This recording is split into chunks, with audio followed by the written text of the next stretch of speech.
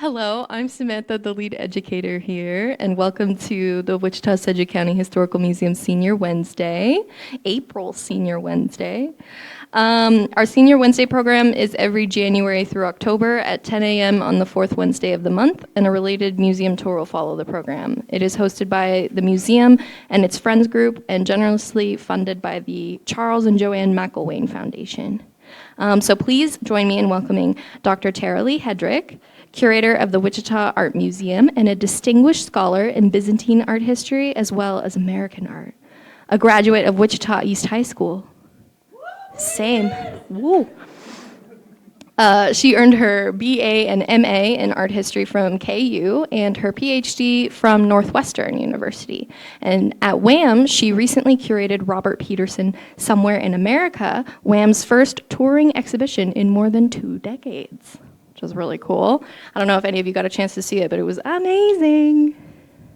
Before returning to Wichita in 2017, she taught at Birmingham University and held prestigious fellowships in Bulgaria and Turkey.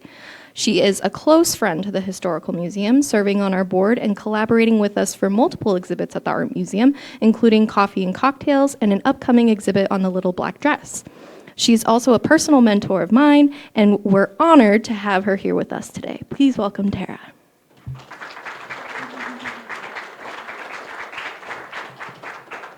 Sam, that's so sweet. I'm so honored. And everyone, I just have to say thank you so much for coming. And we're going to try to keep this fun and informative and not too dense and too art historical. So I'm going to try to not get carried away. And I just want to say, give my thanks to the lovely Sam, as well as Jamie and Eric. Don't tell anyone at WAM, but the Historical Museum might be my favorite museum in Wichita. So shh, don't. Everyone knows this about me. I grew up coming here. I loved it so much. The Victorian Cottage is the place of my tween girl dreams.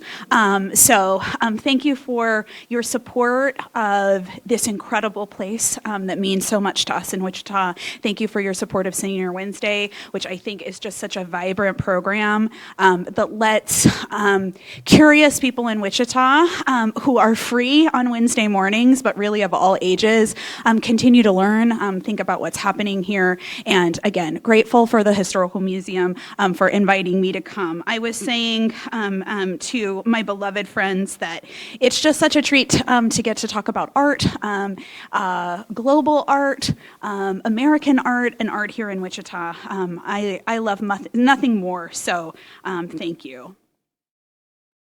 Okay, everyone. Well, we are here to talk a little bit about American portraiture. And this is a crazy large subject. We could be doing this for literal years in an art history department. But this is the kind of thing that I get to do as a curator that's so fun, which is just essentially put together a PowerPoint of some of my favorite things. And that is what we are doing today. But before we talk about American portraiture, I want us to think about some things as we go through slides today and we prepare to go upstairs to the exhibit that's here, which is, so think about this, everyone, as we move through. What is a portrait? What does it include? Okay, so what makes something a portrait, right? And this is true of the old-timey portraits that we're going to look at here, the things we're going to look at the museum, but also, I'm sure, portraits you have of yourself and your loved ones. What's a portrait? What does it include? Why would you commission one? Why would you hire someone to fancy and famous to paint your portrait 500 years ago? And why would you snap a selfie of yourself today? Okay, so why do you want a portrait? Who gets to have one? And how that changes over time. Okay, so who gets to have a portrait and why someone would have a portrait made is one of the major things we're going to discuss today. What does it tell us about the subject? So what does it tell us about the person person being depicted in the portrait, okay? And then also, what does it tell us about the artist? What does it tell us about the person who is making it? And these are some of the sort of core questions if we were looking at portraits made throughout time and throughout the world, right? These are some of the core questions that we would come back to in every moment. Okay, so before we get to Wichita, right, and before we get to famous and not so famous Wichitans that are upstairs, I'm going to start us with a couple of little-known paintings, including the Mona Lisa. Everyone, this is so silly. I was literally sitting at my computer, and I was like, where should we start? Where should we begin? Should we begin with Rembrandt? I mean, I wanted to bring one or two slides before we got to some of the most famous early American portraits to think about what the first American artists were responding to. And I was like, you know what? Why not just bring in some big guns, right? So on the left, you're seeing the Mona Lisa. Who has seen her in person at the Louvre? Okay, great. Good. We've seen Mona in person. And on the right is a work of art by a painter named Anthony Van Dyck. Has anyone heard of Anthony Van Dyck before or seen anything like this? Okay, I've set some hands. Everyone, I have an assignment for you. If you do not know the work of Anthony Van Dyck, but you do find yourself a fan of the BBC drama, okay, one of the ways you can see a lot of Anthony Van Dyck is if you're watching Pride and Prejudice, if you're watching Bridgerton, if you're watching Sense and Sensibility, if you're watching anything that's filmed at a British stately home, which is about really half of what I watch on my streamers, Anthony Van Dyck was the great painter of the English aristocracy during the 17th century, and so there's always a Van Dyck painting in the background. Okay, so that's your assignment. Go home, watch Bridgerton, Queen Charlotte's throne room in Bridgerton. There is a giant wall-sized Van Dyck portrait behind her. So those are two early assignments. Okay, so someone tell me about the Mona Lisa. Why is this gal so famous? Okay, she was stolen? Yes. Okay, well, yeah. Okay, thanks, Sam. Okay, how about from an art historical perspective? Does anyone know? Tell me about what's happening here. Any interesting facts about the Mona Lisa? Any interesting facts about Leonardo? Georgia Stevens, do I have to call on you? She's looking right at us. Okay, so Georgia just really zeroed us in on something. When Leonardo painted the Mona Lisa around 1500, it was really a sea change in the idea of portraiture. Okay, so if we're thinking about Western art history, and that's really the lineage that American portraiture is happening in, so if we think about art that's happening in Europe and then America, portraits go back way like right? Like if you're going to ancient Egypt, there's a lot of portraits of pharaohs, right? I was just at the Met, not to brag, about 3 weeks ago. If you've been to the Met, right, all those portraits of pharaohs, you can think about King Tut, okay? So all of these kinds of figures. But what Leonardo is doing here is something special. Prior to Leonardo, in either sculpture and paint, portraits were typically extremely rigid. Okay, so as Georgia is telling us, often in strict profile, right? Weird kind of relationship between the figure and the background, okay? Very stiff, very formal, not a ton of sense of who the sitter is or what they might be like. And Leonardo began to change all of that with this little picture called the Mona Lisa. So we do not know tons about who the sitter is. We think she was the wife of a Florentine merchant. So that's interesting as well. She's rich, right? And that's going to be a through line of a lot of the early portraits that we're looking at is none of my ancestors, whoever they were, wherever they were in 1500, they likely could not afford a portrait, right? So keep that buried in the background. On the other hand, though, the Mona Lisa, she's not a queen. She's again, probably a wealthy lady, a minor aristocrat, but she's not a queen. She doesn't rule the world. Okay, so we start to see in Leonardo's Mona Lisa some things that are going to come forward for us. She's a little less stiff, right? You get some hands, you get some anatomy, you get a little bit of a soft shoulder. There's a triangular composition. We're going to keep doing that for the next until now, basically, everybody. Put her in the center of the frame. frame and this kind of solid triangular form. And that just helps us as the viewer know who we're supposed to look at and what we're supposed to look at. Another thing that Leonardo is doing is he's trying to make a connection between her as the sitter and the background. Okay, so the tendrils of her hair sort of like look like the leaves of the trees, right? The color, that's all flowing together. As a professor once said to me when looking at the Mona Lisa portraiture, it's going to be big, and it was. Okay, so I want us to look at another really famous portrait, and these two kinds of pictures and the kinds of things that are happening here are basically what all the portraiture that we're going to look at moving forward is going to be based on. Even paintings of Wichita women from 1955, in a lot of ways, are going to go back to this sort of basic formula and what it is that we're trying to do. So on the right, again, Van Dyck, go home, watch Pride and Prejudice, watch Bridgerton. And this is an equestrian portrait of Charles I. Charles I did not end up coming to a good end. He was beheaded. This is the English Revolution guy. But before that, like kings before him, he was very interested in the use of portraits and to establish his own authority and his own importance. Okay, so how do we know he's important? He's on a horse! Yes, absolutely. Okay, I have never, in the myriad photos taken of me in my life, I wish there were none. There are too many. I have never been pictured on horseback in full kingly knightly regalia, right? So he's on horseback. He's a commander, right? If we were able to zero in and look at some details, right?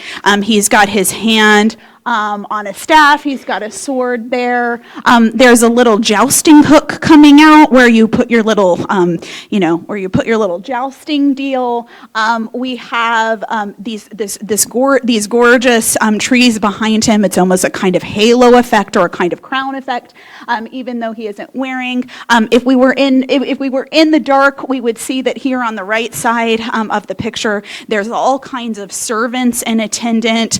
He's wearing a medallion of St. George, the patron saint of England. So we see him as a commander, we see him as a king, we see him as an embodiment of a kind of Christian knightly tradition, we see him as wealthy, we see him as, he's looking off into the horizon, right? Nothing scares him, nothing bothers him. We have this gorgeous, verdant English landscape behind him, right? There's not a drought, it's not a Kansas summer in August. Everything is perfect. Everything is beautiful. It's soft colors. Okay. So in both of these pictures, right, we're establishing the sitter. We're establishing their role in the world. We understand that they are at least wealthy, at best, one of the 5 most important people on the planet when their portrait is being made. There's an interest in using everything in the picture, from how the sitter is placed in the composition to what's happening in the background, to the props, to the stuff, right, to speak to that person. Now, I did not bring other images by Leonardo or Anthony Van Dyck, and you guys, we really could do this all day, but I also want to say one of the other kinds of tensions in portraiture is how much of it is about a likeness and how much of it is about making that person look as beautiful as possible. Okay, so you can spot a Leonardo lady from a mile away. They all kind of look like this. So how much does this actually look like the sitter? Shrug, right? We're idealizing her a little bit. And Anthony Van Dyck's dudes also always look like this. Okay, they all have the pointy have high cheekbones, elongated faces. This hair and this little pointy little beard was what was in fashion at the time. They have really long limbs. They have really long fingers. When you can see the hands and the hands aren't gloved.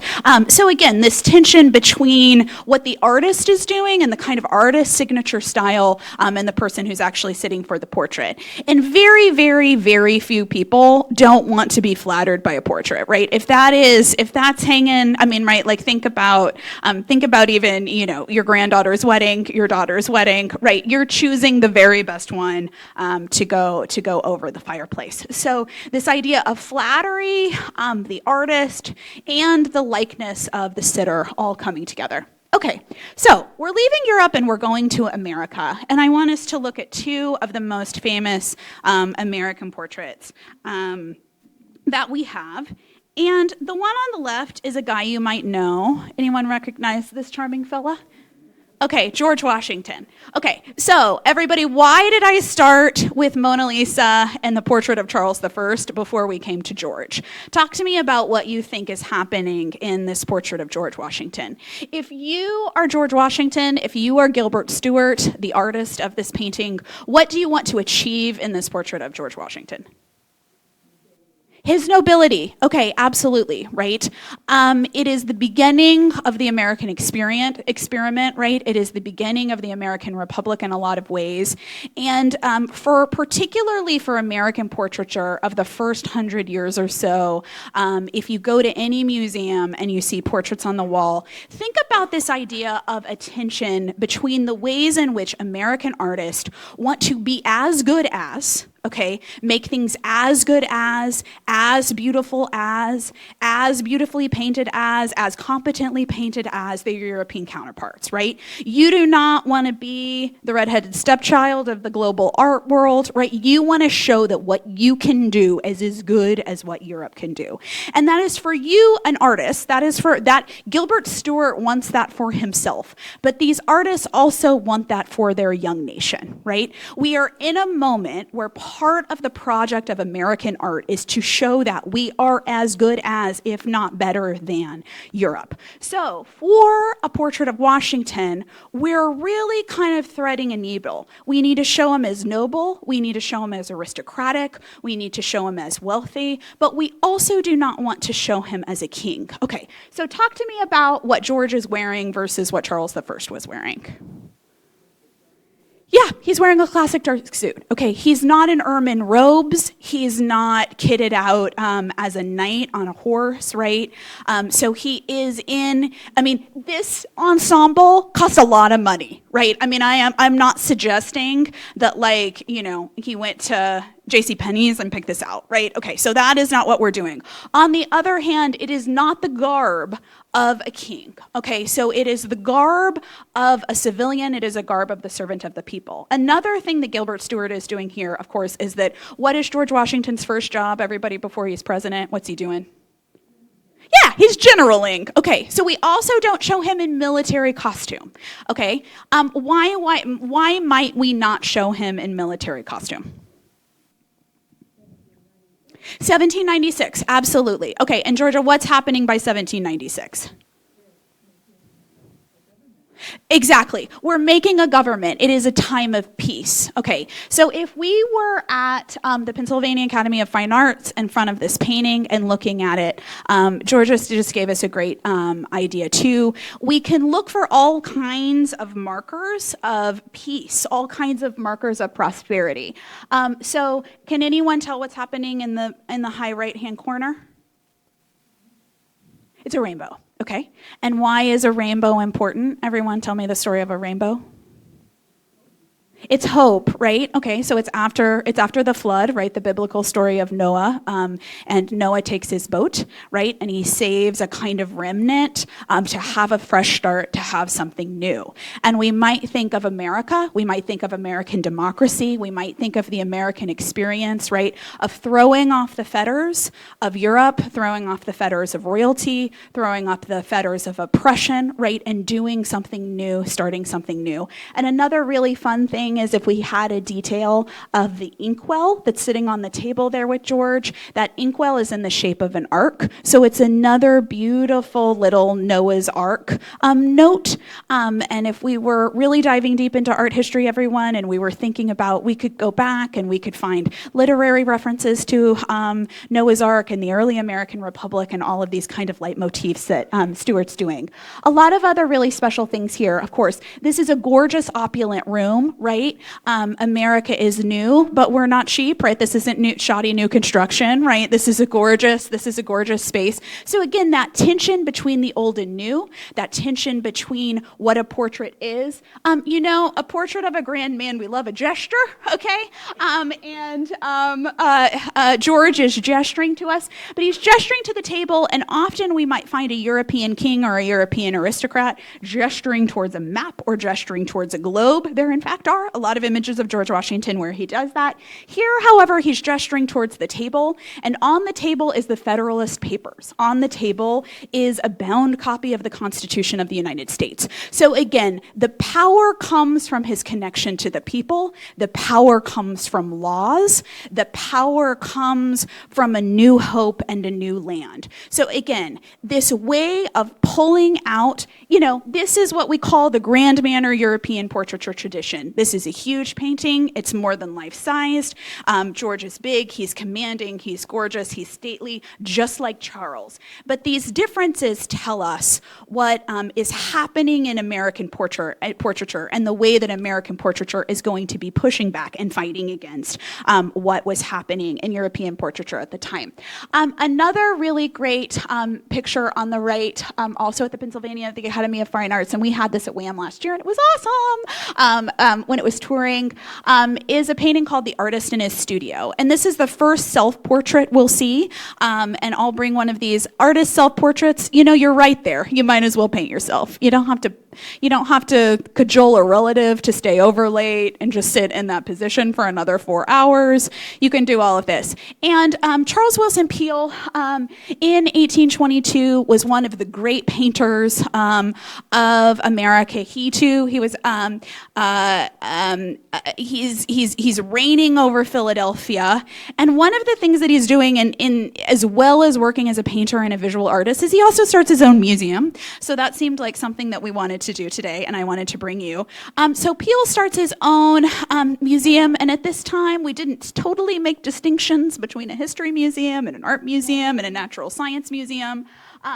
And so he makes his own museum, and you'll notice, can anyone guess who's in the top left picture of this painting? Yes, absolutely. That is an eagle. And what is above the eagle, everybody? Do you recognize that handsome visage?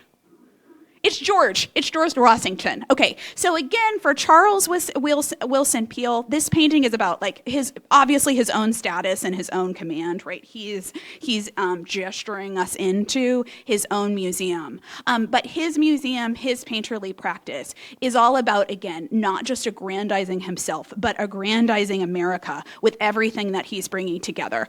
And this is such a fun painting. If we could stand in front of this and do this together, George Washington, everyone at the top, right? Those are all portraits, and those are portraits of important and famous Americans, right? So this is really a hymn to America. This is a hymn to what it is that we are doing and what we are creating. There's also this kind of great chain of being situation, right? Where humans are at the top, and then we move down to natural history specimens. We have the bald eagle, of course, right? The symbol of America. And then who's chilling there, right in front?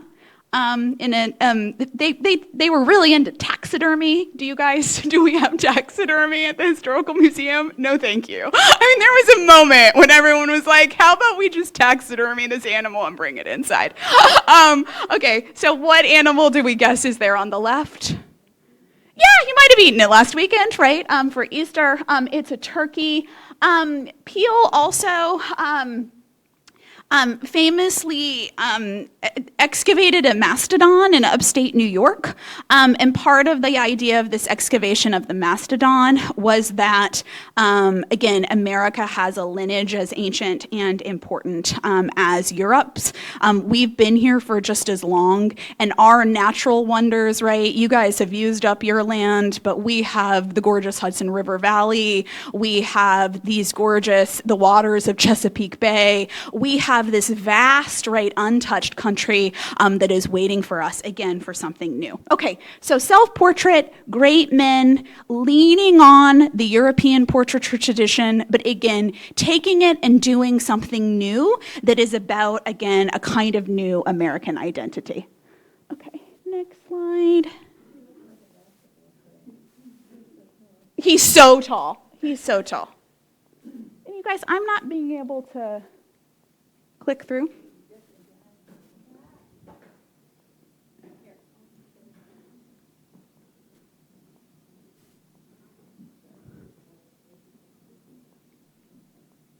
Sam, am I messing up something here? This is very likely user error, everyone.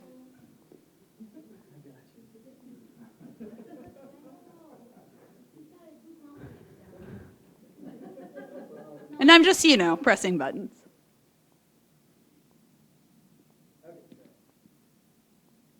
Yeah, it worked. Okay, so just a tiny side note, everyone.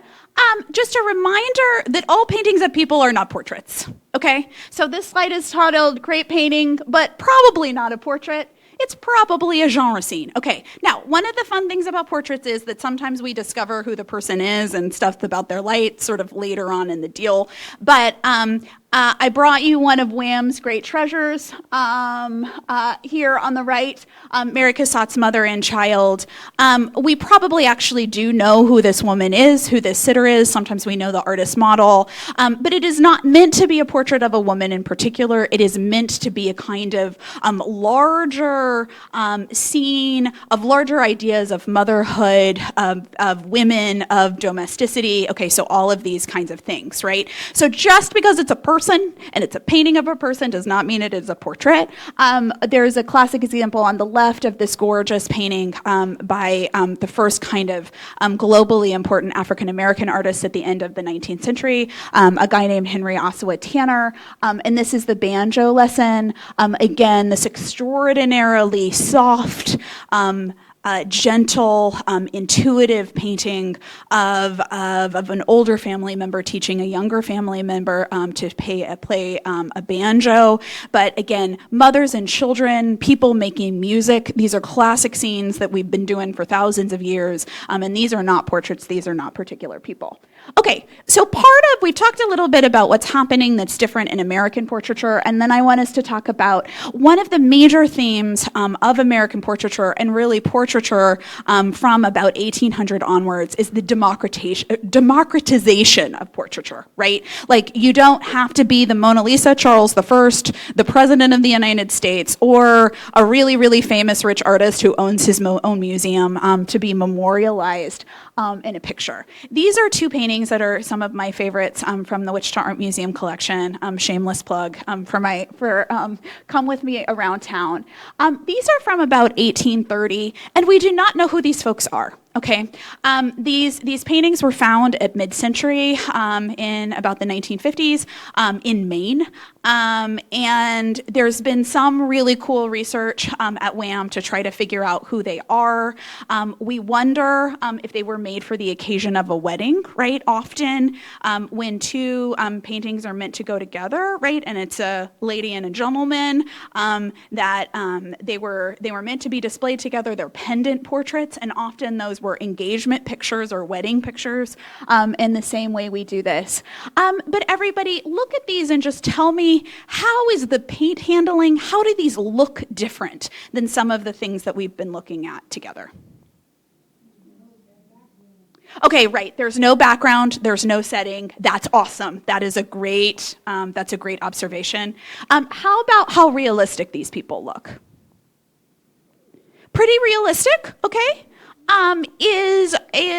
We in art history, the fancy term is sort of painterly, right? Is there a lot of modeling of paint, of shade and shadow? Do they feel really three-dimensional? No. Okay. So that is because not only do we not know who these people are, we do not know who painted them.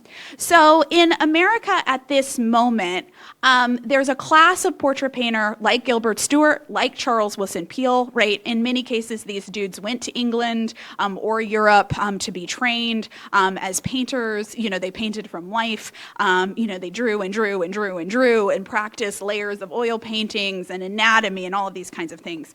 But there were also just lower key people, self-taught artists, right, who often went on the road, knocked on people's door, traveling salesman style, and offered to paint someone's picture. Okay, Georgia Stevens, if you are living in the town of Saco, Maine in 1830, why might you want to have your portrait painted? Absolutely, absolutely, absolutely. So no photos yet, or very early photos, right? This is the way to commemorate yourself, right? And you are not a wealthy merchant living in Philly, right? You can't afford that. You can't go there. You'll never go there. You might not even know Charles Wilson Peele exists, right? But you can have a picture like this, and this might be the only picture of you ever painted in your lifetime. So we already see in the 18th century, in the 19th century, this way in which portraiture and who gets to have their portrait painted is kind of trickling down. Now, I do want to emphasize, even for a painting like this, you're not the president, but you're still doing what we call self-fashioning, right? You still want to look great. You still want to be pictured in your best dress. You still want to wear your best jewelry, right? And you're going to hang this up in your sitting room, and you're going to lord over your neighbors that you have the ability to get your portrait painted and they don't. So we can take this huge grand thing that's happening with Charles, with Charles the First, that's happening with President Washington, and you can sort of trickle that down to people's own communities, right? So there's this thread of memorialization. You really are going to want this 50 years from now. This memorial may be of your wedding, this one picture of you. When you die, you want your children and your grandchildren and your great-grandchildren to have it. But then it also still speaks to these matters of class, these matters of self-fashioning and who you are. This is a great, sometimes though, for these kinds of paintings, we might call this folk art. We call these people self-taught. We do know who they are. This is a picture at the Met, painted by a guy named Joseph Whittingstock. He was self-taught, spent his career in the Connecticut River Valley, painting up and down. And this is a great picture of kids. The boy, talk to me about the gender politics of these children and what they're holding. What's the girl have in her hand? A flower. What does the boy have in his hand? A book! Okay, what should I be gleaning from that, everybody, if I am a viewer in 1845 about good children and what they should be doing? What's the difference between the girl and the boy and their pursuits and their attributes and their characters?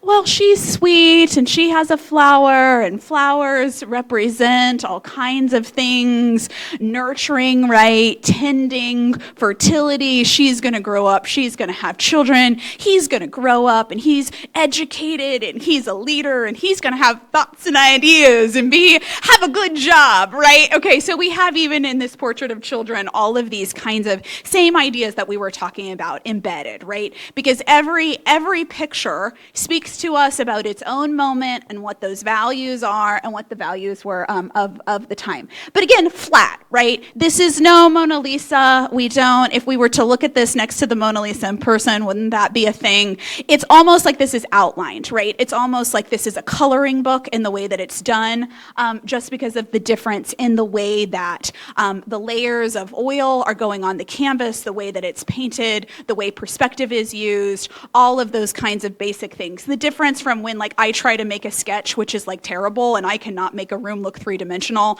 and a real artist can sketch that same thing in the way that it looks. Okay, just a couple of us as we're democratizing American portraiture. This is one of my favorite paintings of all time. Who's going to tell me no? I made my own slideshow.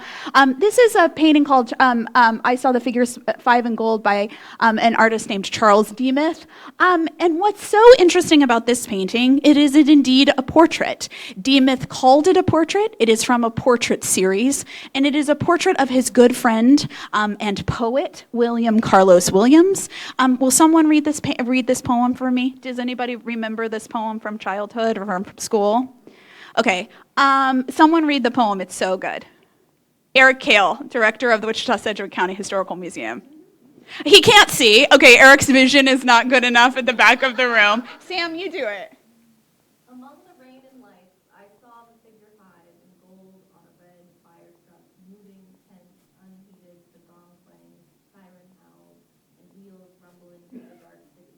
Okay, great. So William Carswell Williams, a poet, a member of this sort of artistic circle, these friends of Charles Demuth and Georgia O'Keeffe and Alfred Stieglitz and Marsden Hartley and Arthur Dove, all these really cool American artists who were hanging out together in the 1920s and in the 1930s. And this is a portrait of the fives, right? It's an evocation of the fire engine that's in the painting, driving down a street, and the way it's disappearing, right, as it gets further away, further away, further away, further away into the distance.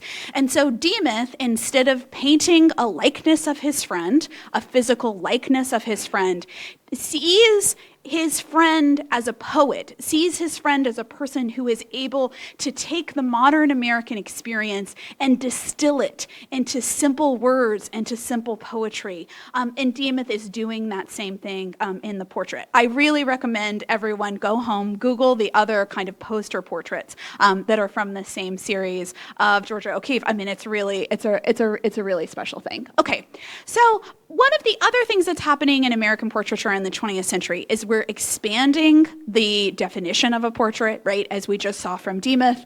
And then we also have groups of other artists, minority artists, women, right, sort of sparking out and trying to take pieces of the portraiture tradition that has been about rich people, that has been about aristocrats, that has been about kings, that is like a lot of white dudes, right, in cravats, right, white dudes in cravats, and taking it and making their own.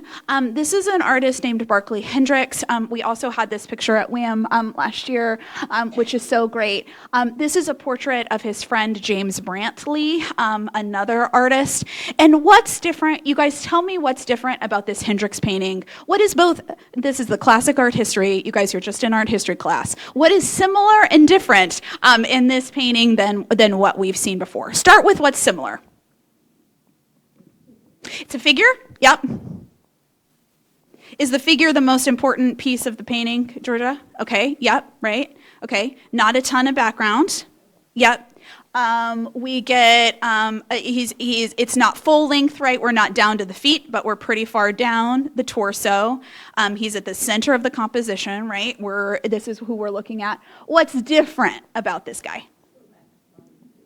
Relaxed body position, beautiful, okay. Yep, right, why not, Georgia? Can you tell what he's wearing instead? Yep, sunglasses, he's got shades on. Yep, absolutely. Okay, what else? Yeah, okay, very different color palette with that red background, okay. Is this an old white dude? No, it's a hip young black man, right? Hip young black artist, okay. Tell me about this sweater that he's wearing, Jamie Fraser Tracy. Is this similar to what George Washington or Charles I would have been wearing okay. Costume historian, tell me what's happening here.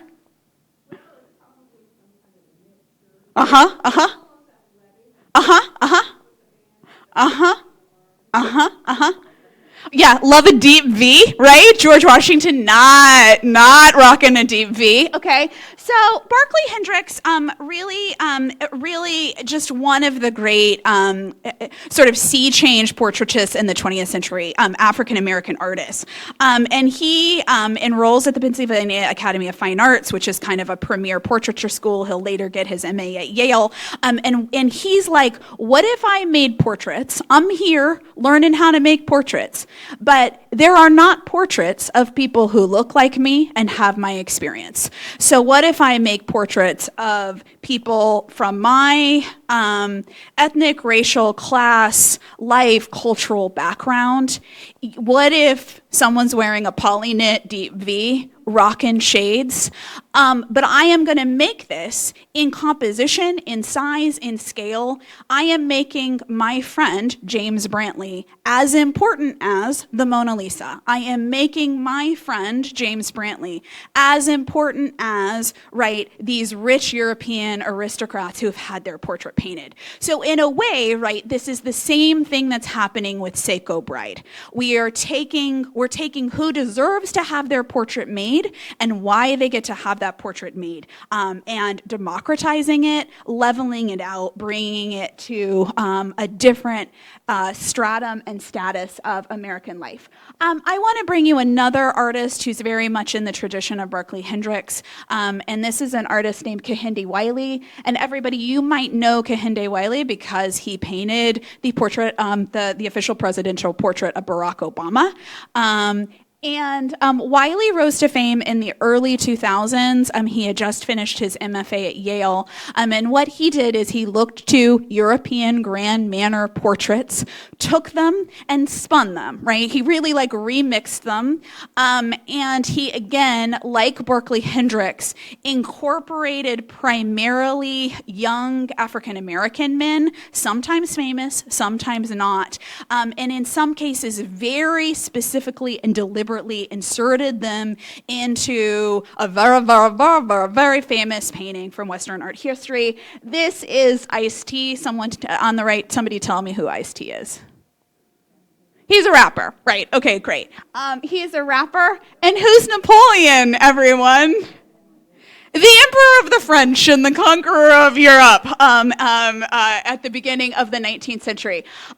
This painting by Napoleon is one of my favorite paintings in the whole world. Everyone go straight to the Louvre when we're done here, and it is like the size of that wall. I mean, I don't have the dimensions here. It is gigantic. You look up at him. He's on a pedestal. He's wearing ermine and red robes. He's got the laurel wreath. The chair is like a halo. There's all these emblems that go back to like the kings of medieval and ancient France. All of this stuff, he's like staring at us. He's like weirdly white, so he's like almost inhuman. Okay, all of these things are happening with Napoleon. And then Ice-T, come on, Wiley, you are a genius. The same throne, right? Wearing like the tank with the red ribbing that takes us into the ermine cloak. He's not wearing it. He's more relaxed, but also somehow more commanding, right? So the ways in which Wiley is looking towards these famous portraits of Western European art and saying, I am going to insert black people, I'm going to insert young people, I'm going to insert Americans, and then what comment does that make about who deserves to have their portrait painted, who has power, what does power mean, right? This particular image is about celebrity. Napoleon was a celebrity, Ice-T is a celebrity. What are the different ways in which that celebrity is working? What are the different ways in which these two people have power? So, of course, when it came time for Barack Obama to have his portrait painted in 2018, right? And you just get your one, I think, there's billions of portraits of Barack Obama, of course, but the official one that goes in the National Portrait Gallery. What an incredible storied choice to look at Kehinde Wiley, this person who was famous for thinking about the American body, the black body, and putting it in these traditions of power and rulership. Genius. Chef's kiss. This is also a really, really, really gorgeous painting next time you go to the National Portrait Gallery, Smithsonian. Wiley's famous, of course, for these floral backgrounds that feel like, you're standing in front of a European tapestry or something, and one of the special things about this is it's Hawaiian flowers, hibiscus, all of these kinds of things, all of these really wonderful references to Barack Obama's life. One final artist that I want to nod to is a Kansan, and this is Roger Shimamura, longtime painting professor at the University of Kansas. Just another nod to the George we already looked at. A lot of artists, Shimamura, Japanese-American from Seattle, when he was a toddler, his family was interned during World War II in Idaho at an internment camp with other Japanese-Americans at the time. A lot of his work thinks about what it means to be an American and who gets to be an American, and Shimamura plays with that a lot. And here is a great Roger Shimamura Shimura Morris, George Washington. So that's him. If you've ever, Roger's around, right? Because he's a Kansan. He's spoken at the Old Rich, he's spoken at Wham. That's Roger.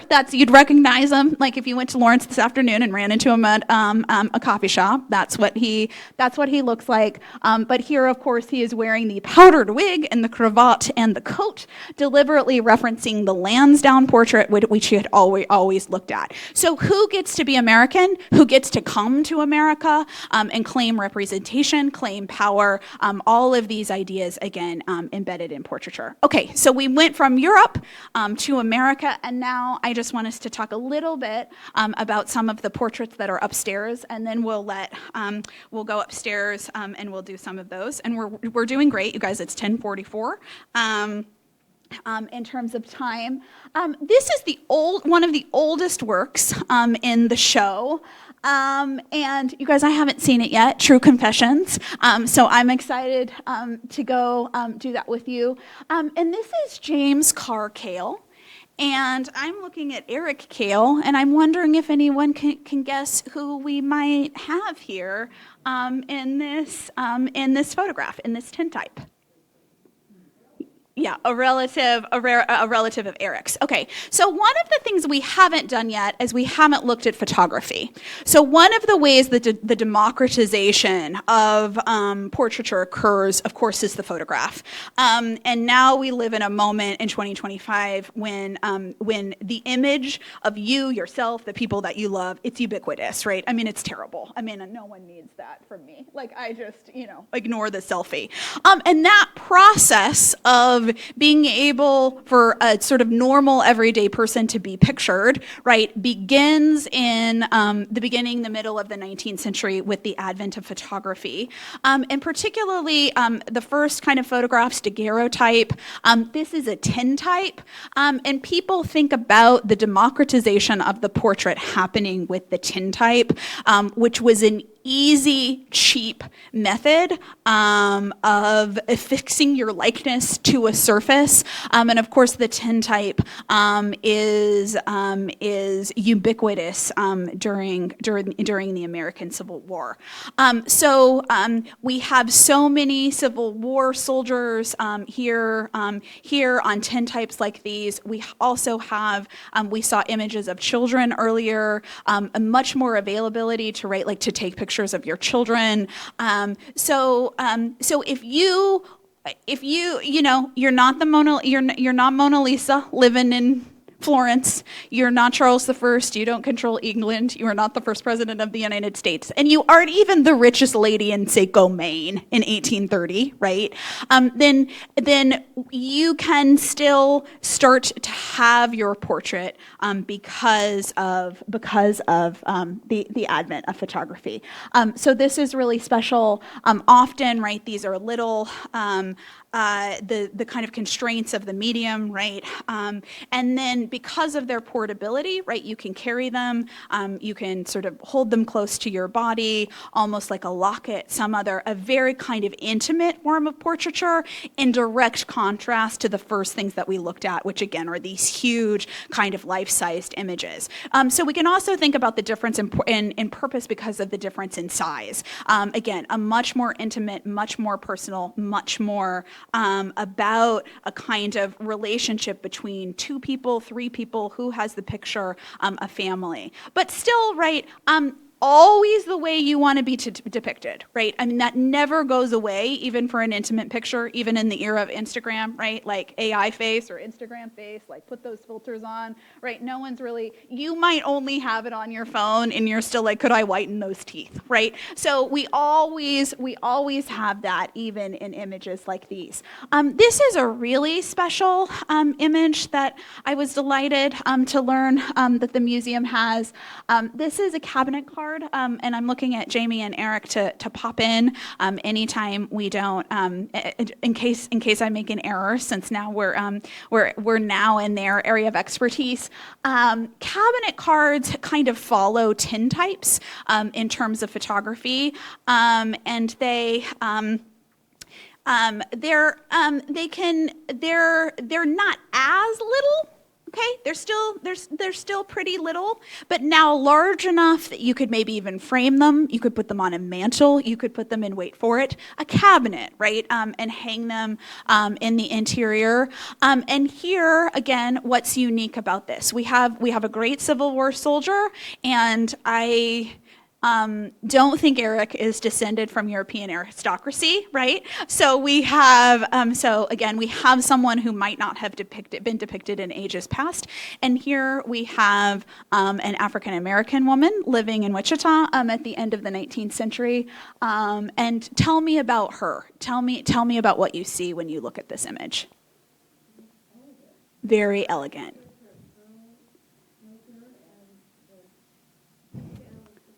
Uh-huh. Yeah.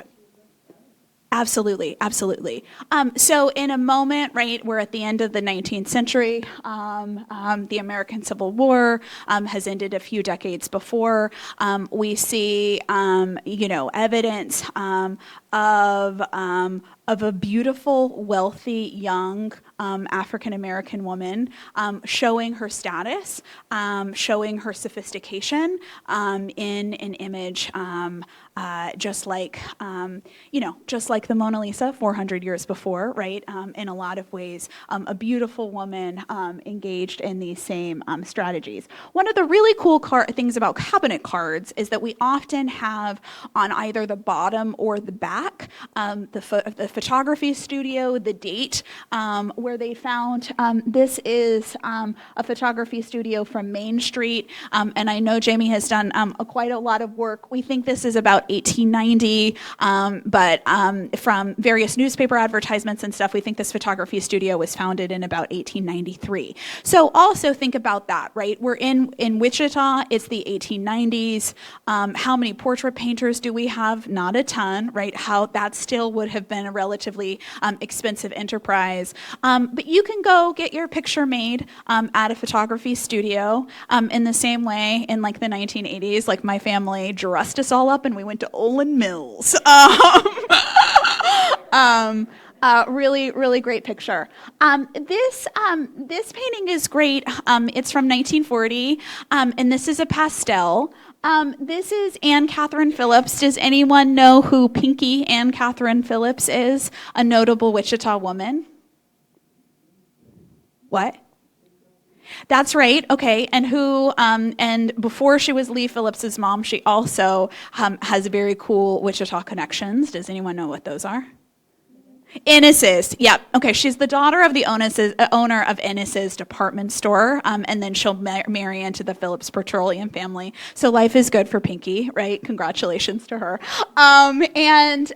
This gorgeous pastel. Okay, so what's interesting now in 1940 about having a portrait like this as opposed to a photograph?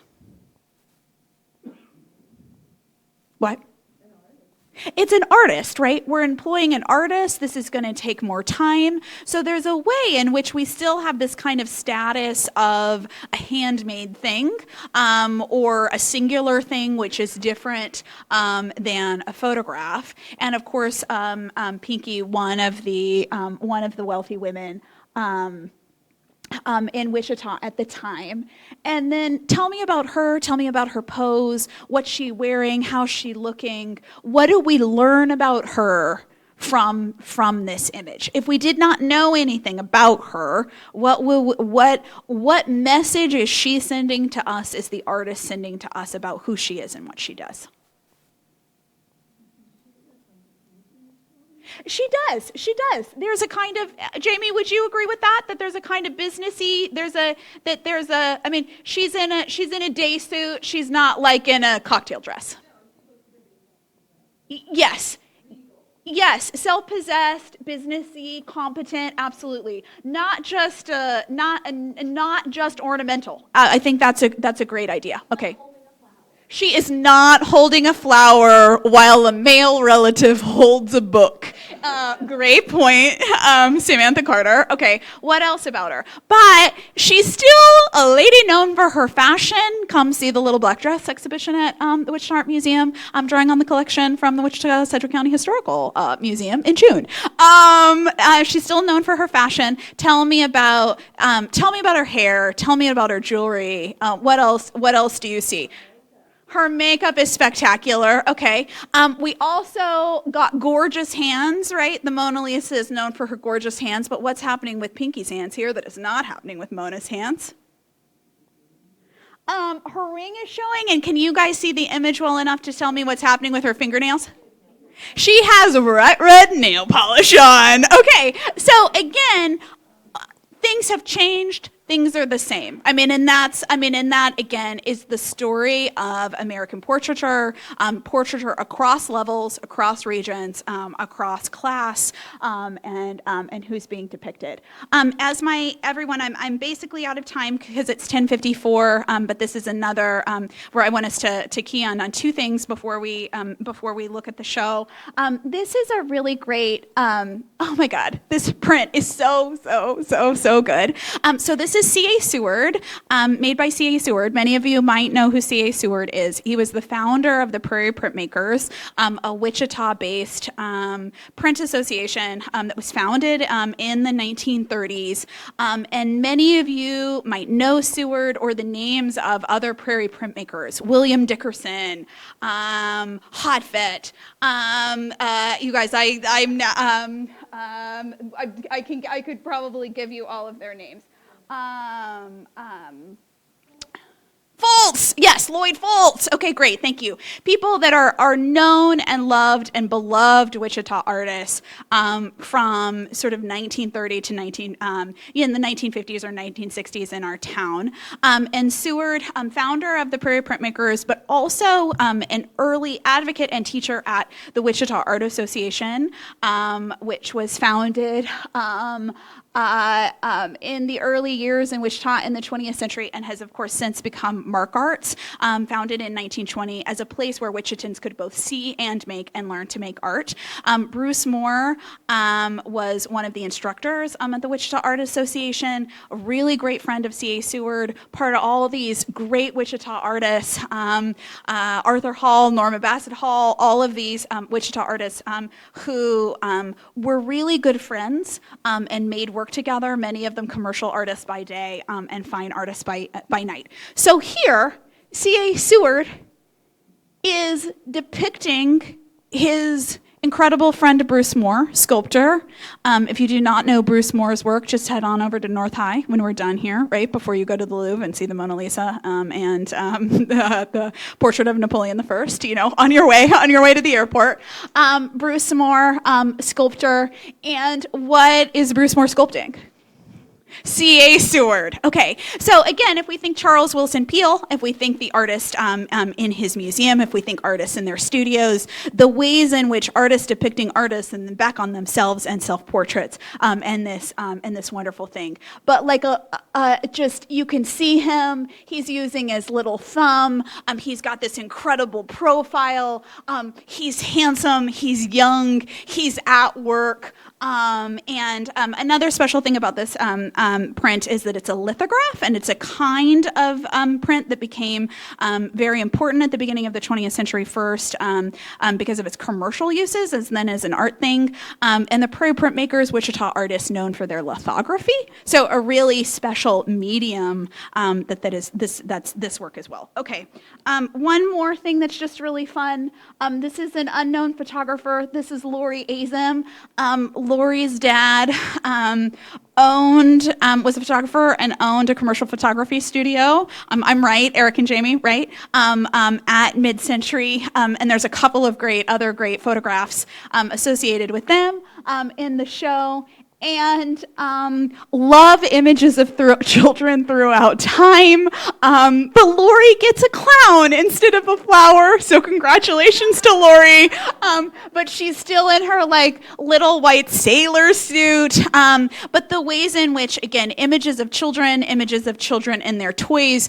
In a lot of ways, this picture, speaks to this family, speaks to their interest, speaks to their charming children, raising these beautifully clad, fun, smart, vivacious girls, right? That we have the same thing happening in the 1970s, the 1980s, as we did in the 1850s, and even earlier in the 19th century in terms of American images of children. So with that, everyone, thank you for this very broad tour through American portraiture that began with the Mona Lisa and is ending with Wichita's own Lori. Thank you.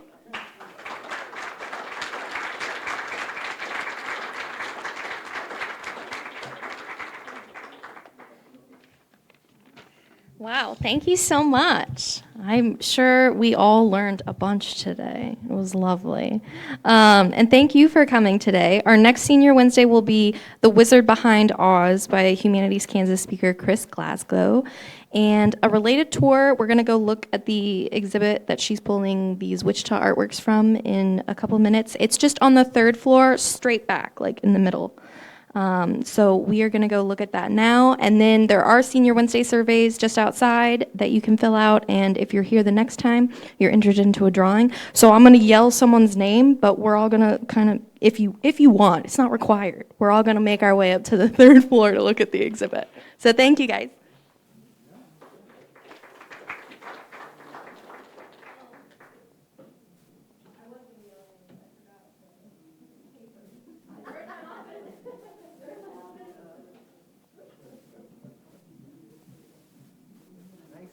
Sorry it screwed up. Oh, no. You always think you got everything covered until...